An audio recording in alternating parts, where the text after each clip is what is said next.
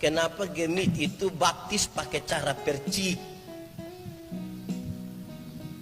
Orang lain silam, tapi kok kita pun percik? Nah, itu pertanyaan biasa begitu. Jawabannya gampang saja. Pertama, kita memahami bahwa tidak ada baptisan yang menyelamatkan. Tidak ada. Tidak ada satupun baptisan yang menyelamatkan. Karena itu kalau ada orang dari luar gemit, dia masuk di gemit. Kalau dia sudah dibaptis, tidak akan pernah orang pendeta-pendeta gemit baptis ulang. Tidak lagi.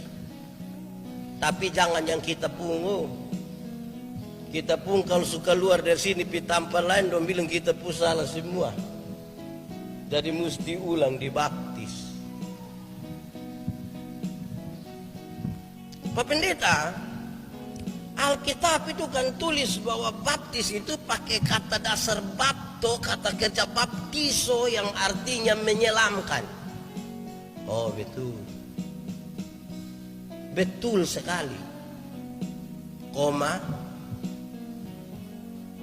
Tapi yang dimaksud dengan menyelamkan adalah pergilah, jadikan semua bangsa muridku, dan selamkanlah mereka dalam nama, bukan selamkan dalam air. Selamkan dalam nama, bukan selamkan dalam air. Selamkan dalam nama Bapa berarti kepada mereka diberi perjanjian anugerah.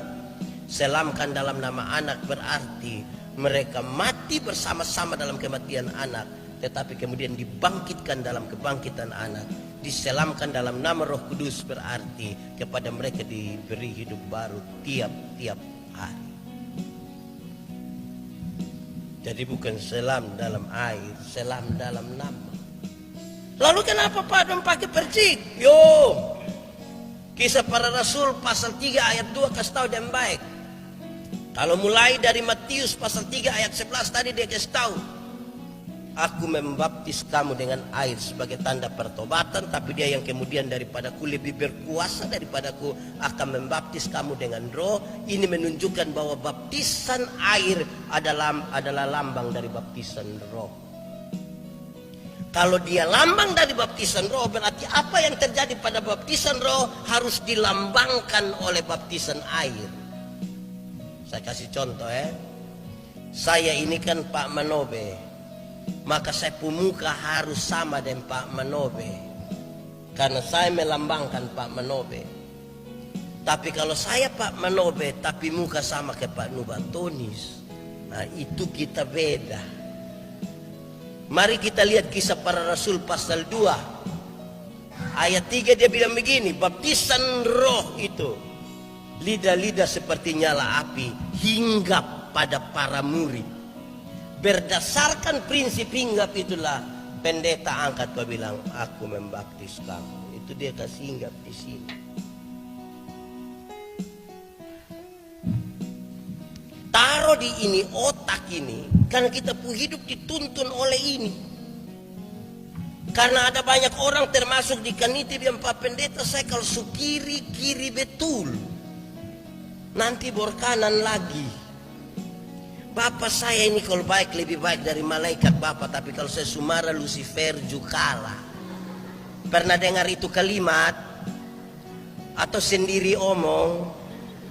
Karena itu daripada kiri kanan lebih taruh Roh Kudus di sini, supaya jangan hari kiri besok ini pikiran, ini hanya pikiran begini, mau kalau tidak jaga liar. Ini yang ini. Kita bisa duduk di sini, pikiran ada di Ragnamo. Ini. Kita bisa duduk sini tapi pikiran ada pikir sebentar keluar gereja ini mau pi korek siapa, mau pi makan ini di sini. Di kaniti ada. Karena itu taruh ini Bapa, Anak, Roh Kudus, kau jaga ini barang ini. Amin kok. Ingat, cara berpikir membentuk perilaku. Perilaku membentuk kebiasaan. Kebiasaan membentuk budaya, budaya membentuk karakter. Karena itu mustaro di sini. Begitu. Bilangan pasal 8 ayat 7. Percikanlah kepada mereka. Tapi bukan karena pakai ini lantas kami bilang orang lain pun salah. Tidak. Supaya orang tanya kenapa kamu baptis percik, kami pakai ini landasan Alkitab. Yang lain punya mau baptis dengan cara apa? Silahkan. Karena tidak ada baptisan menyelamatkan. Yang menyelamatkan dalam pembacaan tadi dia bilang iman. Dalam itu kita berita anugerah tadi. Iman kepada Yesus Kristus yang darahnya dicurahkan, tubuhnya dipecahkan, itu yang buat kita diselamatkan. Amin kok? Tidak amin juga amin. Begitu. Itu baptis percik. Terus beberapa orang bilang begini, Pak, kan waktu itu kami kecil anak, jadi kami tidak mengerti. Orang biasa bilang begitu, kecil dan tidak mengerti. Saya mau kasih tahu saudara, siapa yang bilang kalau orang besar dia lebih mengerti dari anak kecil dong? Anak kecil mana yang kalau lihat Sophie dia bilang, aduh pas.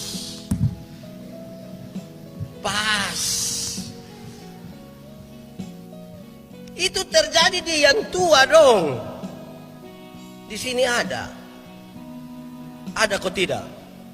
Dia majelis kok jemaat. Kok majelis jemaat? Tapi itu bukan alasan yang kuat. Yang kuat ini sama saudara. Anak itu Tuhan punya. Amin kok. Jadi Tuhan titip ke kita anak-anak. Saudara tahu? Karena anak itu Tuhan punya sehingga ada keluarga-keluarga rindu sekali untuk ada anak. Tapi belum dapat. Atau mungkin tidak dapat. Karena ini bukan dari kita saja. Kalau Tuhan mau kasih, dia kasih. Karena itu Tuhan punya berarti dia titip ke saya. Sekarang saya mau tanya saudara. Titip. Anggaplah saya titip sesuatu kasih Paruni. Waktu beliau dapat itu titipan, dia saya kirim ini, saya kirim. Waktu beliau Paruni dapat itu titipan, kira-kira butuh berapa lama untuk dia kasih tahu saya, bilang Bapak saya sudah dapat ini titipan. Berapa lama? Berapa tahun baru Bapak tua kasih tahu saya?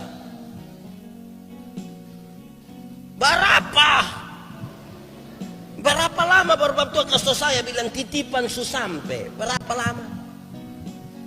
Secepatnya waktu dapat dan dapat kasih tahu bilang Bapak saya sudah dapat. Lihat kok pakai Bapak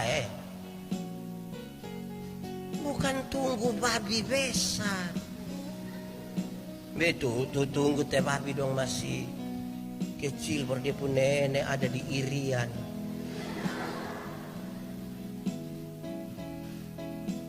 Baptisan ini kan ini anak dong ini masuk sebagai ahli waris kerajaan Allah. Mereka masuk di sini. Itu nanti baptis sudah yang ada menangis itu. Ini omong baptis dia ada kasih tahu dia pun mama ini. Sudah kau belum? Lihat kau baptis sudah.